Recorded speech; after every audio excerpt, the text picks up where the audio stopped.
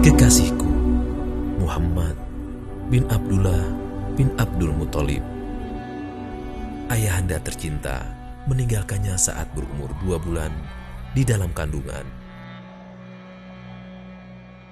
Beliau dilahirkan 12 Rabiul Awal di kota Mekah pada tahun gajah, saat di mana pasukan gajah pimpinan Abraha Habasyah ingin menghancurkan Ka'bah. Usia 6 tahun, beliau yatim piatu, ditinggalkan oleh ibundanya, Siti Aminah. Kemudian dibesarkan oleh kakeknya hingga berumur 8 tahun, hingga Abdul Muthalib meninggal dunia. Setelah itu baginda mulia diasuh oleh pamannya. Abu Thalib mengasuhnya dengan sebaik-baiknya dan memuliakannya. Ia ikut berdagang ke negeri Syam saat usia 12 tahun.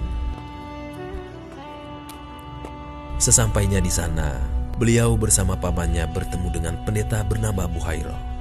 Ia mengatakan keagungan dan kemuliaan sang baginda, calon pengemban risalah kenabian.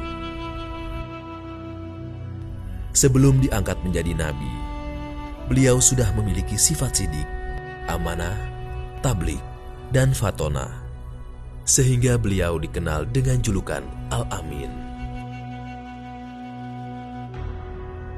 Dari sifat baik itulah mengantarkannya bertemu dengan Khadijah binti Khuwailid. Beliau meminang sang pujaan hati saat ia berusia 25 tahun dan Khadijah 40 tahun. Saat kota Mekah dilanda bencana, menyebabkan sebagian bangunan Ka'bah runtuh. Pada saat itulah terjadi perpecahan antara kabilah dalam peletakan Hajar Aswad.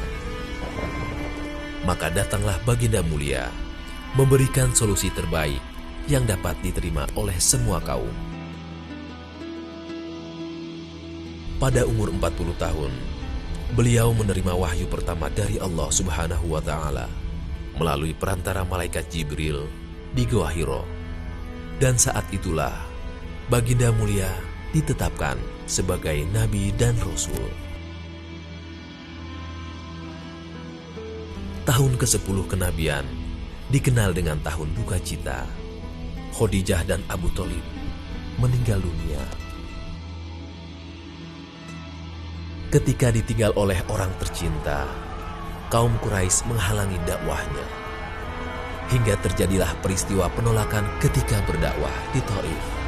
Maka Allah Subhanahu wa Ta'ala pun menaikkan derajatnya pada peristiwa Isra Mi'raj, mengundang sang Nabi Shallallahu Alaihi Wasallam sampai Sidratul Muntaha. Semakin lama jumlah muslimin bertambah dan kaum Quraisy mulai cemas dan khawatir. Kemudian memerintahkan kepada kaumnya untuk membunuh sang Nabi.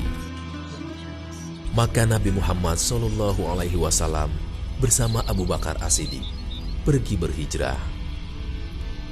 Sampai di Gua Sur, mereka berdiam diri, berlindung dari kejaran kaum Quraisy.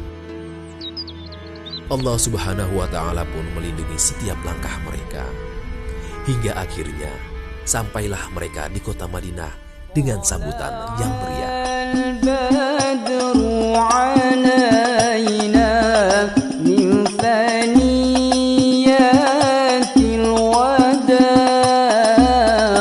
Dan dari tempat inilah tersebar luas dakwah Islam hingga sekarang.